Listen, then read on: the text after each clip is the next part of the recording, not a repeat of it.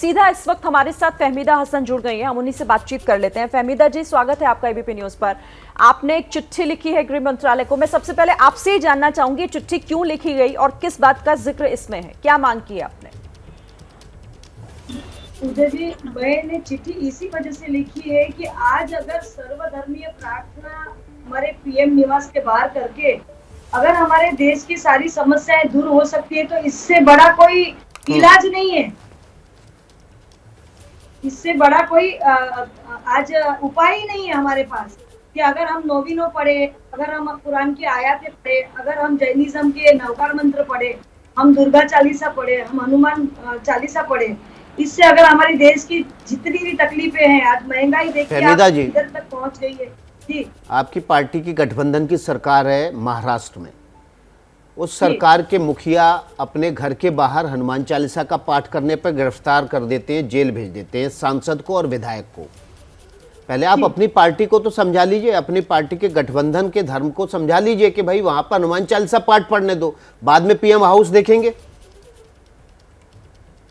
Sir, लेकिन किसी के घर पे बिना परमिशन जाना सही है क्या, मुझे आप बताइए। तो गए कहां थे? गिरफ्तारी तो पहले ही हो गई।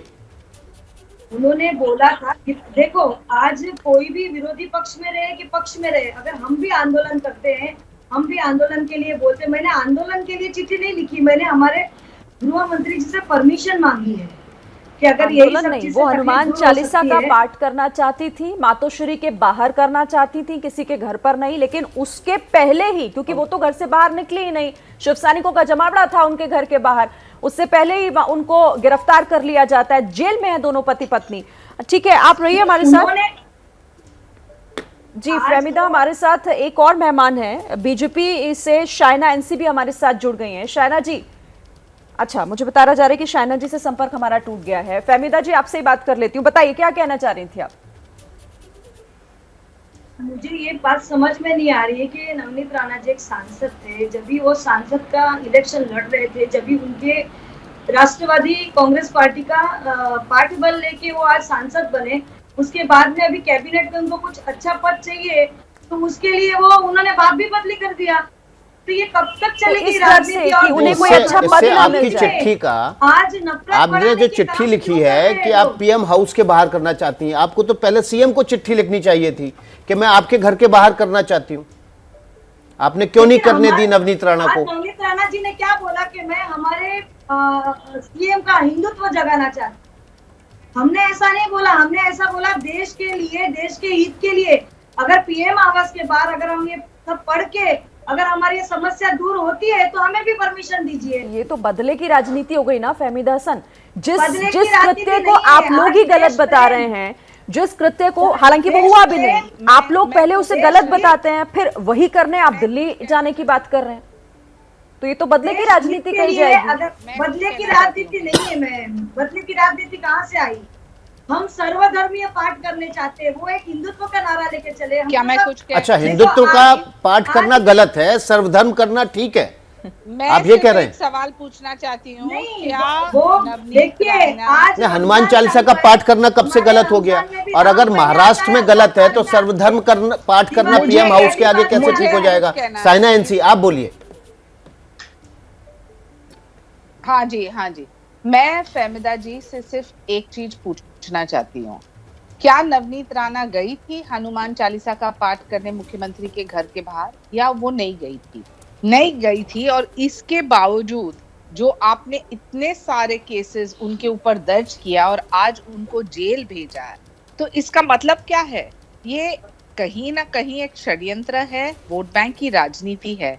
आज के परिप्रेक्ष्य में जब आप ये अजान और हनुमान चालीसा की बात कर रहे हैं तो भारतीय जनता पार्टी की प्रतिक्रिया एकदम स्पष्ट है। हाईकोर्ट के गाइडलाइंस हैं, हाईकोर्ट के गाइडलाइंस के निमित्त डेसिबल लेवल्स को मेंटेन करना चाहिए। और जो लोग आस्था की बात कर रहे हैं और राजनीति की बात कर रहे हैं, मैं सिर्फ ये कहूं कि हनुमान चालीसा हो या अजान, ये आप जहां करना चाहे प्रजातंत्र लोकतंत्र में आप आपका पाठ कर सकते हो, लेकिन आंदोलन नहीं करते हुए भी, इसके बावजूद भी जो नवनीत राणा को जेल भेजा गया, जो किरीट सोमैया के ऊपर अटैक पे अटैक, एफआईआर के ऊपर दुरुपयोग पुलिस प्रशासन का कि आप देखें कि कैसे उनको जेल भेजा जाए, तो ये एक राजनीतिक षड्यंत्र है। ये आस्था की बात है ही नहीं। और जो आप एक पत्र लिखे कि आप आपका पाठ करना चाहते हैं मुख्यमंत्री के घर के बाहर, प्रजातंत्र लोकतंत्र में कौन किसी एक निजी इंडिविजुअल को स्टॉप कर सकते हैं, लेकिन आप जो कानून अपने हाथ में लेते हैं तो कार्रवाई तो कीजिए। शायना एनसी, आप कह रही हैं चिट्ठी लिखने में और इस तरह का पाठ करने में कोई दिक्कत नहीं, तो इसका मतलब ये हुआ कि फहमीदा हसन को इजाजत मिल जाएगी ना पीएम आवास के बाहर पाठ करने की, सर्वधर्म सभा करने की? मैंने कहा कि नवनीत राणा ने जो अपनी मांग की वो मांग से पीछे हटी, इसके बावजूद आपने जेल भेजा। ये है मेरा सवाल, ये है मेरा कहना। देखिए, हनुमान चालीसा आप यहाँ बैठे बैठे एक जगह पे भी कर सकते हैं। क्या आप आपकी नमाज वहां करना चाहते हैं? और क्यों करना चाहते हैं? क्योंकि इन्होंने किया तो हम करें, उन्होंने किया तो हम करें, इनको ये हक मिला तो हमें मिलना चाहिए। ये कोई स्पर्धा नहीं है, समझ लीजिए। अजान भी क्या है? It's a calling from God, and वो कॉलिंग आपके तरफ जहां आप करते आ रहे हैं, आपको वो इजाजत मिल रही है। ये क्या कह रही है? हनुमान चालीसा हो या कोई अन्य धर्म का जो पाठ, अपने घर पे आप करो, आपको जहां करना है आप कीजिए, लेकिन लॉ एंड ऑर्डर सिचुएशन पैदा मत कीजिए। और सांसद हो या आमदार, दोनों ने अपने पीछे कदम लेते हुए ये आगे बढ़े ही नहीं। इसके बावजूद आपने कहा देशद्रोह का केस, आपने कहा कि स्प्रेडिंग एनमिटी, आपने कहा कि अमन का वातावरण बिगड़ रहा है। अमन का वातावरण तो प्रशासन बिगाड़ रहा है। प्रशासन को पता नहीं कि लॉ एंड ऑर्डर सिचुएशन तब दर्ज होता है और कैसा होता है जब आपके कार्यकर्ता रास्ते पे आते हैं। महाराष्ट्र और मुंबई बहुत शांत है। फहमीदा हसन हमारे साथ जुड़ी हुई है, उनका रुख कर लेते हैं। लेकिन जो स्पर्धा बनाएंगे, माफ कीजिएगा, फहमीदा हसन का संपर्क टूट गया है। आप अपनी बात जारी रखें साइना। मैं सिर्फ ये कहूंगी, ये कोई स्पर्धा नहीं है हिंदू और मुसलमान के बीच में, ये कोई स्पर्धा नहीं है कोई राजनीतिक पार्टी के बीच में। ये सच्चाई जो आपको सही ढंग से प्रस्तुत करना है तो ये है कि हाईकोर्ट के गाइडलाइंस है, उस गाइडलाइंस के निमित्त आप डेसिबल लेवल्स को मेंटेन करते हुए आप आपका काम करते रहिए, और जो लोग कानून का पालन नहीं करते हैं तो उनके प्रति आप कार्रवाई कीजिए। ये है संक्षेप में मुद्दा। इसके बावजूद जो आप किरीट सोमैया के ऊपर इतने सारे अत्याचार, 3 बार उनके ऊपर हमले हुए, इतने गंभीर हमले कि उनके जो स्टाफ, सिक्योरिटी स्टाफ है, उनके प्रति भी हमले हुए, और आप ऐसे एक वातावरण अमन न बना के लॉ एंड ऑर्डर सिचुएशन पूरे विवाद की शुरुआत लाउड स्पीकर से हुई थी। मुझे लगता है कि आपकी अब इस मामले पर मुख्यमंत्री ने सर्वदलीय बैठक भी बुलाई है, बीजेपी भी उस बैठक में शामिल होगी। बीजेपी का क्या रुख रहने वाला है? जी, बीजेपी की प्रतिक्रिया पहले दिन से स्पष्ट है, justice to all and appeasement to none. कोई भी राजनीतिक दल को वोट बैंक की राजनीति धर्म के आधार पे नहीं करना चाहिए, और जो कोई अपने धर्म की बात करते हैं तो ये secular versus pseudo secular debate भी आता है।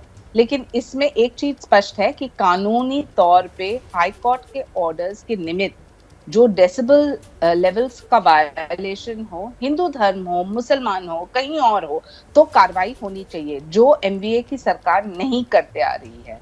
इसके साथ साथ हमारा ये भी मानना है कि हम हमेशा अनेकता में एकता की विश्वास करते हैं, लेकिन गया वो जमाना जब हिंदू को अपॉलोजेटिक रहना चाहिए कि हम हनुमान चालीसा करना चाहते हैं तो हम कर सकते हैं। आप आपका अजान करना चाहते हैं तो आप कर रहे हैं ना, कोई किसी ने आपको रोका? जी, हमने सिर्फ कहा कि जो आवाज का मुद्दा है उसके ऊपर ध्यान दीजिए, क्योंकि ये कानूनी तौर पे आप कानून व्यवस्था की बात कर रहे हैं ना, और कानून व्यवस्था का ही सवाल तब भी उठाया गया जब नवनीत राणा भी कह रही थी कि मैं मातोश्री के बाहर जाकर करना चाहती हूँ चालीसा।